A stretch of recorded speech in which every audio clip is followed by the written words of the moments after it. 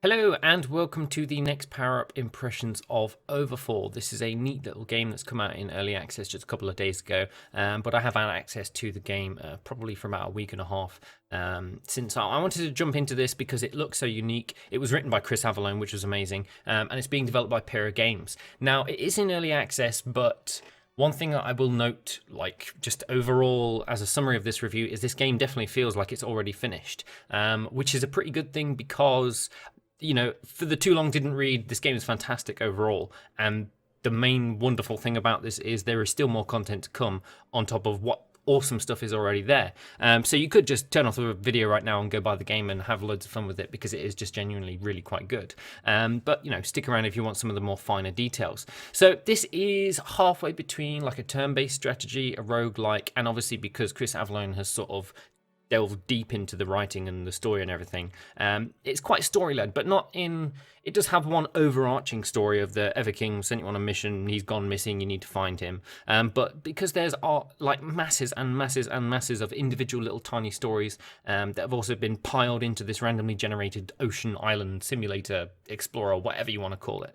And so it mixes these three really nice little concepts into a very simple game with quite a lot of complex features, but those complex features are explained really, really well. And I just can't... There's very few negative things to say about this game. I'll go through the negatives first just to get a couple of them out of the way. The first thing is VSync is forced, so it's capped at 60 FPS.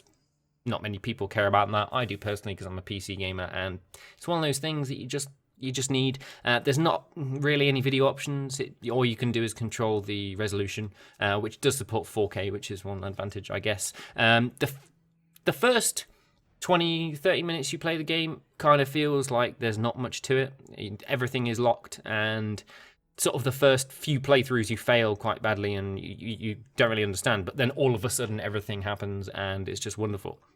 And the other thing is, for the most part, this game can be played with just one hand. I mean, I sat there one night just with a beer in one hand and mouse just sort of clicking away, staring at the screen, enjoying myself. I wasn't bored at all, but you can play the game with pretty much one hand, with the exception of the skip turn button, which is E, which is kind of annoying. And I kind of wish that instead of that keybind that doesn't make any sense being an E, considering most turn-based strategies use enter or space or whatever, it would be nice if they just went, hey, instead of E, we decided to change it to enter so that I could just move my hand over there and slam it, or just throw an object at the spacebar, something like that. Anything would be nice. And the other thing is, very, very few of the quests are like two-liners and that's it. So they're all quite minor things, and this is early access, and most of them might be sorted anyway. And I don't think I've actually checked, but you can probably rebind the skip turn button to spacebar if you so pleased anyway. So those are the negatives, and all things considered, they're not really that much of a deal, I guess. The awesome things are the absolute massive content. There is so much to this game, it's absolutely insane. So you not only have like dozens of different heroes to try, probably will increase when it goes through early access anyway. The map is randomly generated and all the islands are completely different. It probably has in excess of hundreds of quests for you to choose from. Well, not for you to choose from, but for the randomly generated story builder to choose from. And there's tons of weapons and skills and utility stuff to unlock. And on top of the heroes, there's also a bunch of companions you can unlock, which you can then employ throughout the game. And then there's loads of different dialogue options. And depending on what hero you choose, there are more dialogue options, and I would hasten to guess that there are individual dialogue options for each hero for certain quests throughout the entire game. And on top of that, there is also the story builder, which not only adds even more content, but just allows for the fact for you to personalize your own gameplay, because you can make your own little tiny quests. They'll be dumped into the randomly generated pick a story machine that works its way through in the main storyline. And you might come across your own quest, or you could share it on the workshop and you can make other people come across your own quest. So it's just, there is so much to do. It's surprisingly cheap. It's early access, but it feels complete. It's just, what's not to love? There is quite a heavy focus on light-hearted humour. Some of it is relatively obvious. It's more obvious humour as opposed to the very British, just we're going to make references to things that nobody seems to understand. This has got a lot of pop culture references, a lot of like little digs at things. It's got references to David Bowie's music, it's got references to Warcraft 3, it's got references to everything, and it's all quite funny. I actually found myself, laughing quite a lot throughout my playthrough of the game, because I would just be doing a normal quest that seemed like just your average RPG quest, and then all of a sudden something would happen, and it's good. It makes it like a nice respite from all of the serious questing and the massive chain quests you do, to just come across a random guy that's changed all of Ground Control to Major Tom lyrics to something that suits seafaring, and it's really just quite good, and it's a nice addition. The other thing is the UI is absolutely fantastic. It's perfect, it's wonderful. I cannot possibly fault the UI. It is so perfect that the game is absolutely filled to the brim with these effects, these buffs, these debuffs and everything in combat. And there's tons of weapons which all have their own weapon skills. Heroes have their own utility skills, and they also have just so many different things. Except all of them are incredibly easy to understand. You'll enter into combat the first time you ever enter the combat in the entire game, and you'll think, whoa, I have no idea what these guys are doing. But everything is clearly shown in red and yellow above enemies and friendlies or whatever. You can hover over it. The tooltips are really short, but they explain everything perfectly. And you can also hover over your weapon skills, your movement skills, because you also have utility movement skills, your utility skills as well, which is your second stage in the combat stuff. And everything you hover over, everything makes sense. And it all makes sense in like a sentence and a half.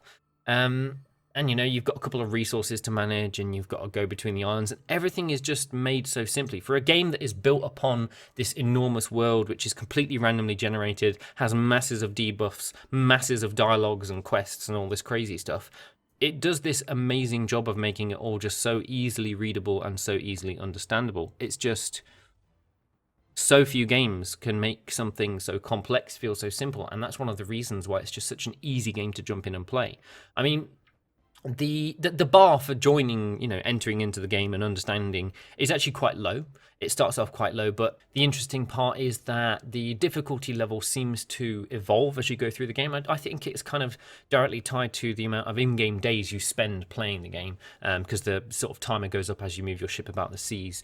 And it feels like sort of when you start off the game, you're doing 2v2 battles here, there, and everywhere, and all the quests seem quite short-ish and simple, but then as you unlock more slots for employing companions, or maybe even your second companion, or when you've added enchantments or upgrades to your weapons, which you can do with the in-game currency, the quests seem to get longer and longer and longer. You'll get these massive chain quests that involve multiple little things, multiple little battles. The battles will get more complex. The enemies will have more interesting skills, certainly more terrifying skills as the game goes on. And, you'll be facing more enemies as well. And also, as you go along, the seas will become slightly more densely populated. So you'll have more enemy-borne ships. You'll have more faction ships all over the place with their individual little quests. And you also have more adventurous ships for you to sort of quickly switch between all your different companion options that you've chosen. The dialogue system is awesome. Like I said before, I mentioned that there are so many different pieces of dialogue, and there are so many different ways of completing a quest. You have these standard white little pieces of dialogue for completing a quest in the generic ways, but you also have these yellow ones, which are unique towards a specific hero that you choose at the start of the game. And I get the impression that every single quest has at least one of these, if not more, of these little yellow options that are specifically for each individual hero. So no matter how many times you play through the game, no matter how many heroes you choose at the start, or what different choices you make at the beginning, you will always have this option of choosing some of these slightly more unique choices in finishing quests. And they may even finish the quest in a completely different way you had before. Like I remember in one of the instances, there's one where you teach a caveman how to light a fire, and if you do it with a pyromancer, you suddenly get put against the Yeti in a little battle. Or if you have a pyromancer in a certain other class, you can then diffuse the situation with their yellow dialogue option choice. So there's absolutely masses and masses and masses of dialogue all the way throughout, all written by Chris Avallone, which makes it even more excellent.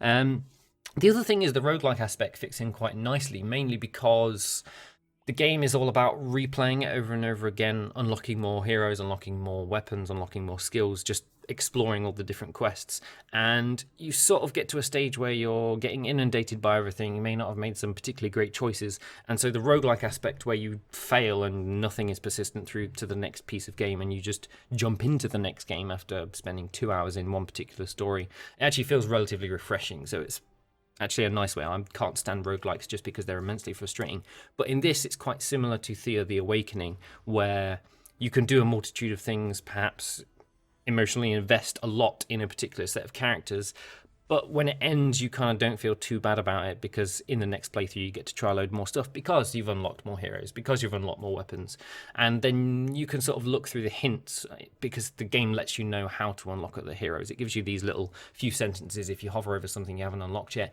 gives you this mild little teaser on how you can unlock it, and then in your next playthrough you can come across some island or some quest or something that sounds like it has some correlation with it, unlock it, and then when you fail that storyline you can then start again with these new shiny things you've unlocked. So overall, absolutely fantastic for an early access title. Strongly recommend it for everyone. It's not your typical roguelike game, so those people who saw that that genre flag up on the Steam page, it's not the same kind of roguelike that you think, but for all intents and purposes it is a fantastic RPG and turn-based combat game overall. Just needs those keybinds changing to make it more of a one-handed game. So I hope you guys have enjoyed this review, and we'll see you on Saturday for our next week in gaming episode. See you guys next time.